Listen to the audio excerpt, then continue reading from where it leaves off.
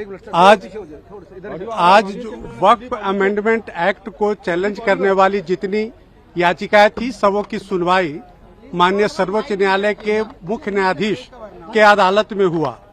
आज दोनों पक्ष को सुना गया, लेकिन जो आगे की सुनवाई है वो कल 2 बजे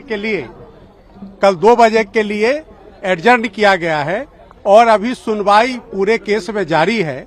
जो मुस्लिम पक्ष के जो वकीलों का कहना था कि सेक्शन 3 में, सेक्शन 9 में, सेक्शन 14 में, सेक्शन 36 में और सेक्शन 83 में जो अमेंडमेंट्स हुए हैं वो अमेंडमेंट्स उनके फंडामेंटल राइट का हनन करता है। ये मुस्लिम पक्ष का दलील था कानून के हिसाब से। देखिए, बिल्कुल कोर्ट कन्विंस हुआ और कोर्ट पहले से भी जानता था, ये बेंच पूरा समझती थी कि ये मामला क्या है।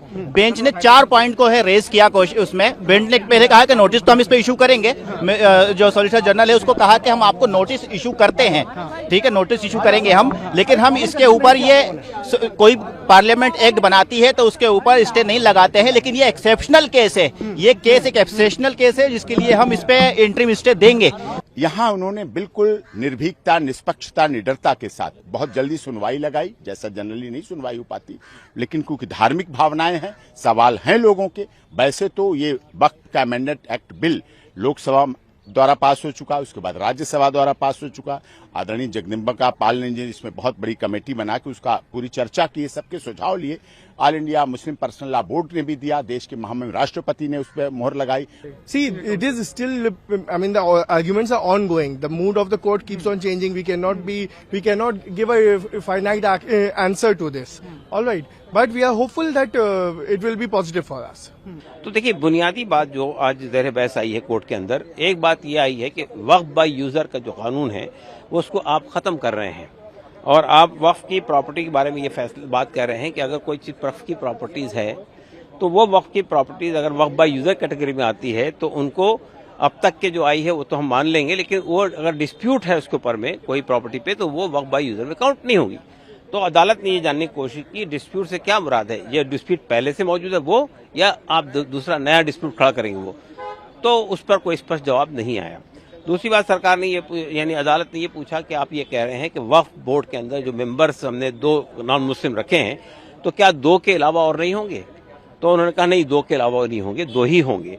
वहाँ पे कोर्ट ने आज सुना, बहुत डिटेल में आर्गुमेंट्स हुए दोनों पक्षों की तरफ से। कई पिटीशंस थी जिसमें मिस्टर ओवैसी की पिटीशन थी, अन्य भी कई लोगों की पिटीशंस थी। वहाँ पे सीनियर काउंसिल सिब्बल साहब ने, अभिषेक मनु सिंघवी ने और हम लोगों ने अपने अपनी पिटीशंस पे बहस की।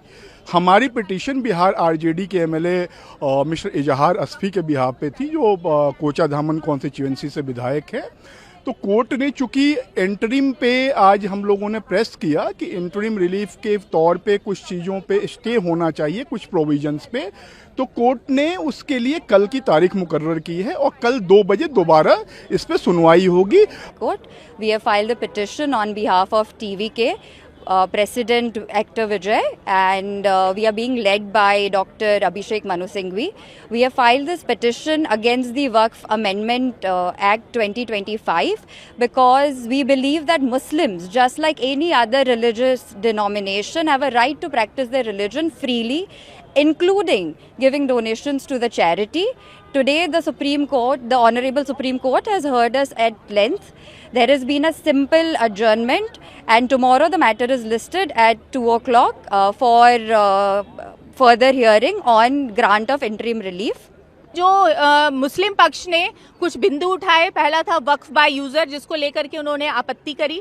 दूसरा ये था कि भाई जो वक्फ बोर्ड के जो नए बोर्ड और ट्रिब्यूनल्स अमेंडमेंट के बाद जो गठित हुए हैं उसके अंदर जो 2 नॉन मुस्लिम्स को जोड़ा गया है उसको लेकर के उन लोग को आपत्ति थी।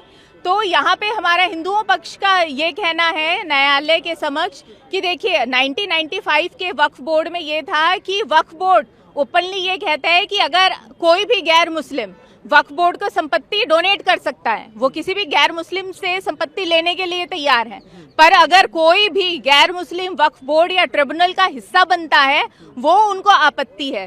तो इस चीज को लेकर के उन्होंने मुद्दा उठाया, जो हमारे अधिवक्ताओं ने, हमने उस चीज का पुरजोर विरोध किया।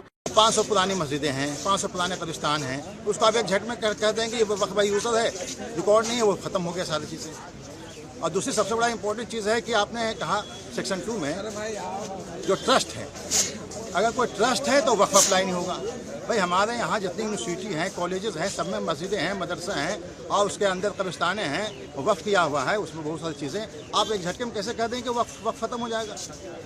सुप्रीम कोर्ट ने इंटेंट दिखाया है that the concept of waqf user has been identified and they have given certain positive points to the other side and the other side has said कि वो अगले दिन तक डिसाइड करके बताएंगे whether certain interim stay can be given और not.